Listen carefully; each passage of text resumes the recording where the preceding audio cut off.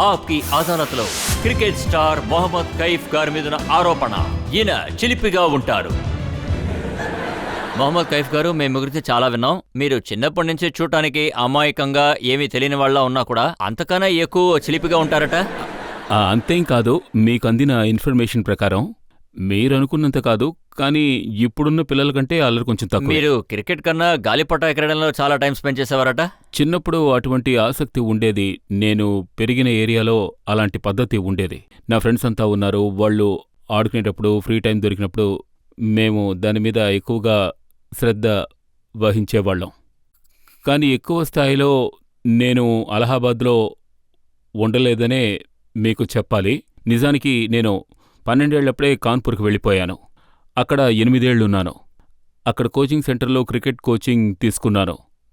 నాకు free time దొరికినప్పుడల్లా నేను ఆసక్తితో ఆడుతూ ఉండేవాణ్ణి. సో నాకు ఎంతో ఇంట్రెస్ట్ ఉండేది. అందుకే అంత బాగా నచ్చింది. మీరు ఏమన్నారంటే మీరు క్రికెట్ హాస్టల్లో కాన్పూర్లో ఉండేవారని. నేనేం విన్నానంటే అక్కడ మీరు చాలా అల్లరి చేసేవారు, దయ్యం వేషం వేసుకుని కుక్కుని భయపెట్టారట. కాదు, అదేంటంటే ఎక్కువ మంది కుర్రాళ్ళు ఉండేవాళ్ళు. 25-30 మంది కుర్రాళ్ళు ఉండేవాళ్ళు. అక్కడొక సిస్టమ్ ఉండేది. మార్నింగ్ అందరూ కలిసి ట్రైనింగ్ తీసుకోవాలి. ఆ తర్వాత మాకు స్కూల్కి వెళ్లే టైం అవుతుంది. స్కూల్కి వెళ్ళాలి, లంచ్ టైం వస్తుంది. దాన్ని ఆ షెడ్యూల్ని పక్కాగా ఫాలో అవ్వాలి. మీరు దయ్యం వేషం ఎలా వేశారో అది చెప్పండి. మా బ్రదర్ ఒకసారి ఇంగ్లాండ్ వెళ్ళాడు. అప్పుడు మాస్క్ తీసుకొచ్చాడు. సో అది వేసుకుని నేను ఒకసారి ట్రై చేసి చూశాను. నాతో పాటు ఉన్న కుర్రాళ్ళని భయపెట్టి చూశాను. వాళ్ళందరి మీద ఒకసారి ట్రై చేసి చూశాను. నిజానికి మేము స్టే చేసిన చోట్లో తరచుగా కరెంటు పోతూ ఉంటుంది. దాంతో బాగా చీకటిగా ఉంటుంది. సో ఇటువంటి విషయం ట్రై చేయడానికి ఒక అవకాశం వచ్చింది నాకు. ఒకసారి ట్రై చేస్తే చాలా సీరియస్ అయిపోయింది. తెల్లవారి లేపి మీరు ఇలా చేయడం కరెక్ట్ కాదు అన్నారు. ఏమైంది? కుక్కు స్పృహ తప్పి పడిపోయారా? అవును, ఇంచుమించు అంతే. తను స్పృహ తప్పలేదు, కానీ తను ఆ రూమ్ వదిలి బయటికి పారిపోయారు. గేట్ కీపర్ దగ్గరికి వెళ్ళి అక్కడేదో ఉంది, నేను క్యాంటీన్లో ఏదో చూశాను, ఒక ముస్లాయిన్లా ఉన్నాడు అని చెప్పగానే వాచ్మెన్ కూడా వచ్చి అక్కడంతా వాళ్ళు సర్చ్ చేసి చూశారు. వాళ్ళకక్కడ ఏవీ దొరకలేదు. ఉదయం అందరూ ఇలా జరిగిందని చెప్పుకున్నారు. సో అటువంటి ఒక చిన్న ఇన్సిడెంట్ జరిగింది. కానీ ఇప్పుడు కూడా డ్రెస్సింగ్ రూమ్లో ఇలాంటి అల్లర్లు చేస్తూనే ఉన్నారా? ఇప్పుడు అంత ఎక్కువగా ఏం కాదు. ఇంతకు ముందైతే మిగతా విషయాల మీదకి మైండ్ డైవర్ట్ అవుతూ ఉండేది, కానీ ఇప్పుడు లేదు. విన్నానంటే డ్రెస్సింగ్ రూమ్లో మీరు హర్భజన్ సింగ్ కలిసి చాలా అల్లరి చేసేవారట. అవకాశం దొరికితే తప్పకుండా చేయొచ్చు, కానీ అటువంటిది లేదు. కానీ మ్యాక్సిమం నాతో కలిసి అనుభవం ఉన్న మిత్రులే ఎక్కువ మంది ఉన్నారు. షవాక్, హర్భజన్, యువరాజ్, మేమంతా కలిసి ఆడుకునేవాళ్ళం. ఒక చక్కటి బృందంగా ఫామ్ అయ్యాం. మా మధ్య ఒక మంచి అండర్స్టాండింగ్ ఉండేది. అవకాశం వస్తే తప్పకుండా చేస్తాం. కైఫ్, మొట్టమొదటిసారి మీ నాన్నగారు మీ చేతికి బ్యాట్ ఇచ్చినప్పుడు ఏమన్నారంటే దీని వాల్యూని అర్థం చేసుకోవాలని ఆయన మీకు చెప్పారట? నేను నిజంగా ఎంతో లక్కీ. అంటే మా పేరెంట్స్ నన్ను ఎంతో బాగా చూసుకున్నారు. నాకు ఎంతో ఫ్రీడమ్ ఇచ్చారు. కానీ ఈ కాలం కుర్రాళ్ళకి అంత ఎక్కువ ఫ్రీడమ్ ఇవ్వరు. సో మా ఫాదర్ కూడా ఆడుతూ ఉండేవారు. రంజీ ట్రోఫీ కోసం ఆడుతూ ఉండేవారు. యూపీఎస్కి, రైల్వేస్ కూడా ఆడుతూ ఉండేవారు. అటువంటి ఒక పరిస్థితి మా ఫ్యామిలీకి ఏర్పడింది. నాకు 2 అన్నయ్యలున్నారు. వాళ్లతో కలిసి బయటికి వెళ్ళి ప్రాక్టీస్ చేస్తూ ఉండేవాణ్ణి. అలా చిన్నప్పటి నుంచి వాళ్ళు ఏమన్నారంటే కైఫ్ చిన్నప్పుడు క్రికెట్ అనే మాట వింటే వాడి మొహం వెలిగిపోతూ ఉంటుంది అన్నారు. ప్రారంభంలో నేను పెద్దగా ఇంట్రెస్ట్ ఏమీ చూపించలేదు. కానీ ఇంట్లో ఉన్న పరిస్థితులు మనకి నచ్చలేదంటే కొద్దిగా పరిస్థితుల్లోకి వెళ్తాం. మా అన్నయ్య ఆడుతూ ఉండేవారు. ఫీల్డింగ్ చేస్తూ ఉండేవాళ్ళు, బాల్ని పిక్ చేస్తున్నట్టుగా. గ్రౌండ్కి వచ్చి ఆడమనేవాళ్ళు, కానీ బ్యాటింగ్ మాత్రం ఇచ్చేవాళ్ళు కాదు. వాళ్ళు ఆడుతూ ఉండేవాళ్ళు, నేను ఫీల్డింగ్ చేస్తూ బాల్ పట్టుకుని వెయ్యాలి, అది మాత్రమే చేసేవాడిని. అలా కొనసాగుతూ ఉండగా నాకు ఇంట్రెస్ట్ రావడం మొదలైంది. అకాడమీకి వెళ్ళాను, కోచింగ్ తీసుకున్నాను. అక్కడి నుంచి హాస్టల్కి సెలెక్ట్ అయ్యాను. అక్కడి నుంచి ఒక రూట్ ఏర్పడింది. ఆ తరువాత నన్ను నేను ఇది నిజమా? మొట్టమొదటిసారి మీకు ఇంటర్నేషనల్ క్రికెట్లో అవకాశం దొరికి దీనికోసం మొహమ్మద్ అజరుద్దీన్ గారు మీకు సాయం చేశారు. మీ పేరుని ఆయనే ముందుకు తీసుకొచ్చారా? అజోనా నాకు ఎంతో హెల్ప్ చేశారు. సో ముఖ్యమైన విషయం ఏమిటంటే మనకున్న ప్రతిభే మన బలం. మనకొక ఆపర్చునిటీ వస్తే దాన్ని మనం సద్వినియోగం చేసుకోవాలి. సహాయం అంటే అది ఖచ్చితంగా అవసరమే. కానీ ఓవరాల్గా చూసుకుంటే నాకు ఎలాంటి రెగ్రెట్స్ లేవు. ఒక యూపీ నుంచి వచ్చిన ప్లేయర్ నేషనల్ లెవెల్లో ఆడడం అనేది చాలా గొప్ప విషయం. అందుకు నేను సునీల్ గర్విస్తున్నాను. గవాస్కర్ గారికి ఎప్పుడు అనుమానం వస్తూ ఉండేదట కైఫ్ని ఎలా సెలెక్ట్ చేశారు అని. నిజానికి ఆయన కూడా ఒక గొప్ప ప్లేయరే. అంటే నాకు తెలిసి వాళ్ళ రోజుల్లో ఆ, ఆయన చెప్పిన దాని గురించి నేను ఎలాంటి కమెంటు ఇవ్వదలుచుకోలేదు. ఎవరైనా మన గురించి తప్పుగా మాట్లాడినా, తప్పుగా రాసినా మనకి మోటివేషన్ వస్తుంది. నా విషయంలో అదే జరిగింది. నేనెప్పుడు వాళ్ళు ఎంత స్టేజ్ దారుణంగా వదిలి రాస్తున్నారో వాళ్ళు మీరు అంత బాగా మైదానంలో దిగి ఆడుతున్నారా? నేను ఎవరి గురించి ప్రత్యేకంగా చెప్పడం లేదు. నా వ్యక్తిగత నమ్మకం ఏమిటంటే నేను ఎవరి పేరు చెప్పడం లేదు. నా వ్యక్తిగత జీవితంలో ఈ విధంగానే జరిగింది.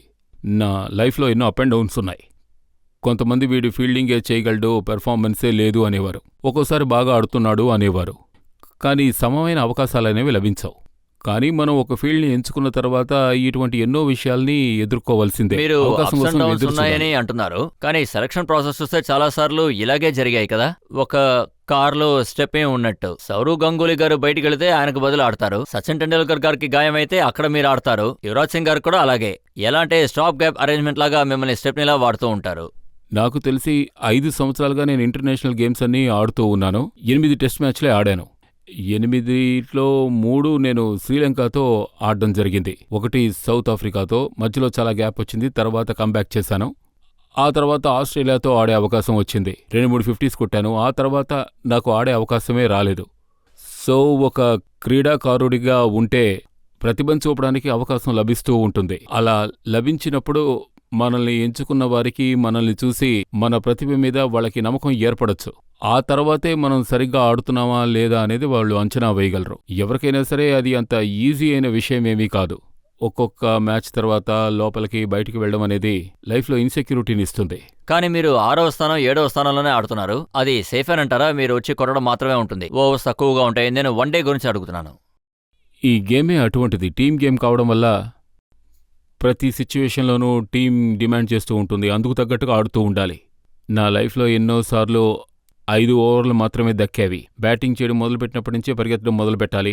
కొన్ని సమయాల్లో చూసుకున్నామంటే తప్పుగా కొట్టి అవుట్ అయిపోతూ ఉంటాం. కాకపోతే టీమ్ సిచ్యువేషన్ చూసుకుంటే వేగంగా రన్స్ తీయాల్సిన పరిస్థితి. సో ఈ విధంగా నేను మాత్రమే కాదు, ఎన్నో దేశాల్లోనూ ఈ విధంగా జరుగుతుంది. ఇదొక టీం ఆడే గేమ్. టీం మేనేజ్మెంట్ ఇక్కడ మీరు ఆడాలి అని చెప్తే అక్కడికి వెళ్ళి మనం మన చేతల్లో చూపించాలి. మనం అక్కడికి వెళ్ళి మన పూర్తి ఎఫర్ట్ని పెట్టాలి. నేనెప్పుడూ నాకు చేతనైన ప్రయత్నాన్ని చేస్తూ ఉండేవాడిని. కొన్నిసార్లు సక్సెస్ అవుతాం, కొన్నిసార్లు సక్సెస్ కాము.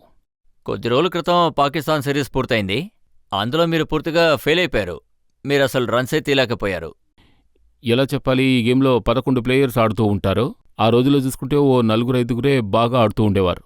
సో ఇది లైఫ్లో జరుగుతూ ఉంటుంది. స్కోర్ చేస్తూ ఉంటాం, చేయకుండా పోతాం. కానీ ముఖ్యమైన విషయం అందులో మేము గెలవాలి. అండ్ మాకిచ్చిన పనేమిటంటే అక్కడ బాగా ఆడాలి. మేము ఓవరాల్గా అందులో గెలిచి రావడమే మాకు సంతోషం. ఒక్కోసారి అప్ అండ్ డౌన్స్ అనేవి ఉంటాయి. ఓవరాల్గా నా పర్ఫార్మెన్స్ చూసుకున్నారంటే నేను బాగానే పెర్ఫార్మ్ చేశాను. వన్ డేలో స్టార్టింగ్ నుంచే. పాకిస్తాన్లో ఏమైంది? షోయబ్ అఖ్తర్ గారిని చూసి భయపడిపోయారా, లేదా వాతావరణం చూసి భయపడిపోయారా? కాదు, భయమేం కాదు.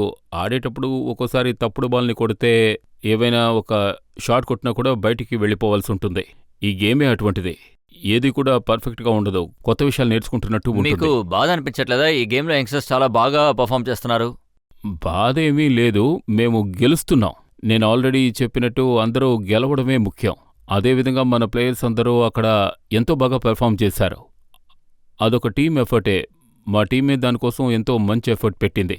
బాల్స్ని బ్యాటింగ్ చేసాం. ఆ తర్వాత బ్యాటింగ్ బాగుంది.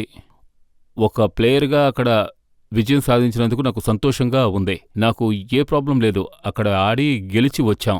టెస్ట్ బ్యాక్ తర్వాత కంబ్యాక్ చేయడం అనేది ఒక కెప్టెన్ తర్వాత ప్లేయర్స్కే ఆ పేరు దక్కుతుంది. కైఫ్, మీరు ఫీల్డ్లోకి వెళ్ళేటప్పుడు మీ మదర్ ఎప్పుడూ ప్రే చేస్తూనే ఉంటారు, ఆవిడ మీరు ఆడాలని. అవును, చేస్తుంటారు. నాకు తెలియదు, ఎందుకంటే నేను ఆడుతూ ఉంటాను. కానీ ఇప్పుడు కొంచెం రిలాక్స్ అయిపోయారు. అందరూ ఇళ్లలో మ్యాచ్లు చూస్తున్నారు.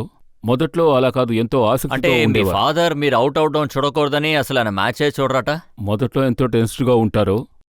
అవుట్ అయితే ఆయన నాకు ఫోన్ నేను చేస్తారు. ఒక చోట చదివాను, ఇండియా ఓడిపోయే టైంలో మీరు అప్పుడు బ్యాటింగ్ చేశారట. ఆయన దేవదాస్ సినిమా చూడటానికి వెళ్ళిపోయారట. అంటే అది చాలా పాత సంఘటన. టీం ఓడిపోయింది. నేనేమో ఓ కొత్త కుర్రాన్ని, 19 వన్డే మ్యాచ్ ఆడుతున్నాను, వీడు గొప్పగా ఆడలేడు అని ఆయన అనుకున్నారు.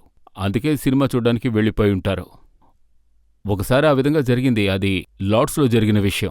అప్పుడు నేను స్కోర్ చేస్తానని ఆయన అస్సలు ఊహించనే లేదు.